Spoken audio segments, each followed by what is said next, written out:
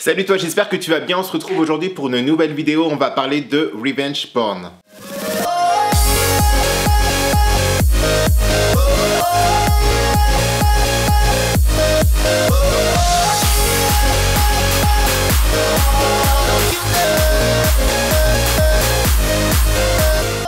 Dans un premier temps, n'oublie pas de me rejoindre sur les réseaux sociaux qui s'affichent juste là, ici, là.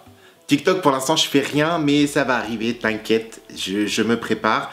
Et surtout, abonne-toi à la chaîne, c'est gratuit, et puis ça te permettra de voir d'autres contenus qui seront peut-être pas forcément sur un sujet aussi houleux que celui-là. Et puis, bon, on va commencer donc là maintenant sur le sujet du revenge porn. Pourquoi j'ai décidé de parler du revenge porn? Déjà, premièrement, on est dans le confinement, et dans le confinement, il y a de plus en plus de cas de revenge porn, et il y a aussi des comptes qui s'appellent des comptes ficha qui affichent des personnes qui ont envoyé donc des photos ou du contenu pornographique.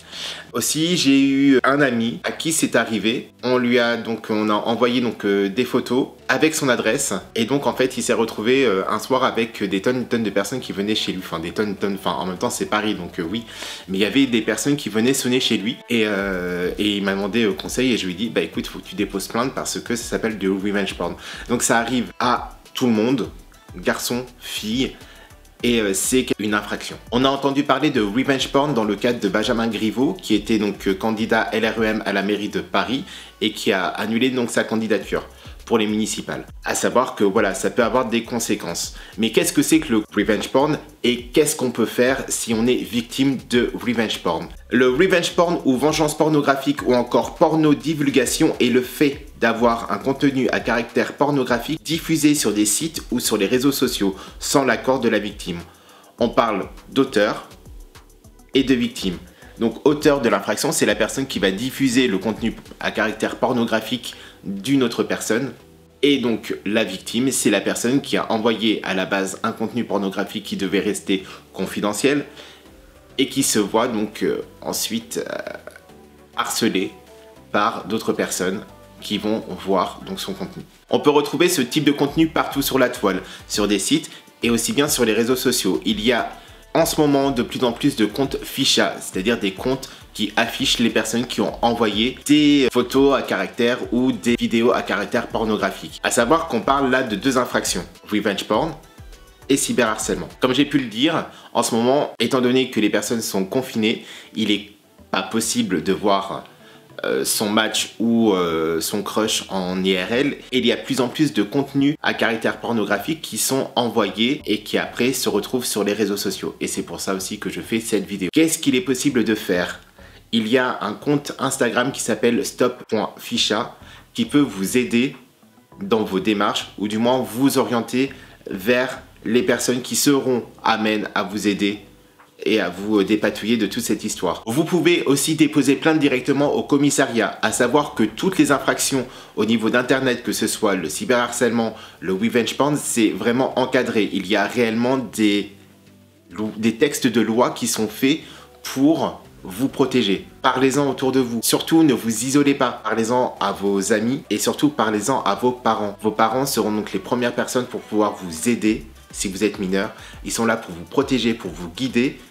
Et surtout, ils ont été adolescents, donc eux aussi, ils ont fait des bêtises. Ne vous inquiétez pas, personne n'est parfait. Moi, ce que je vous conseille, c'est surtout de ne pas envoyer de contenu à caractère pornographique à qui que ce soit. Même si vous connaissez très bien la personne, vous ne savez pas ce qu'elle compte en faire.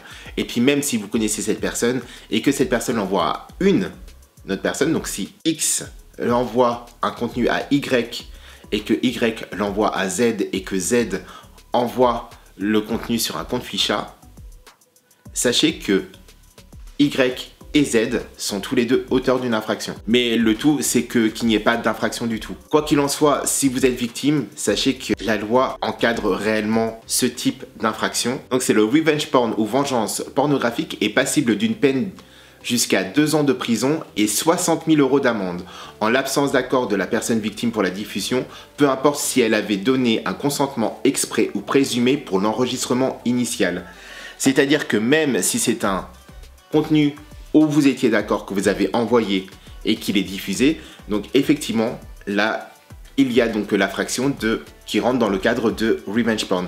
Si par exemple vous avez fait un live ou quoi que ce soit et que la personne elle a fait une capture ou elle a enregistré le live, pareil, il y a une infraction. C'est assez large, mais c'est assez bien pour pouvoir en fait recevoir tous les cas possibles de revenge porn. Voilà, je voulais vous parler de ça parce que on est encore dans cette période de confinement. Ce que vous faites avec votre téléphone mobile, vous êtes juste libre de faire ce que vous voulez. Faites juste attention à ce que vous faites. De toute façon, là, on va bientôt en sortir et vivement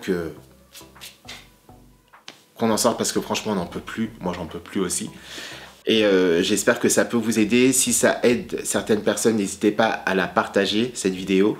N'hésitez pas aussi à liker, à vous abonner et à me rejoindre sur les réseaux sociaux. On se retrouve très très vite pour une prochaine vidéo.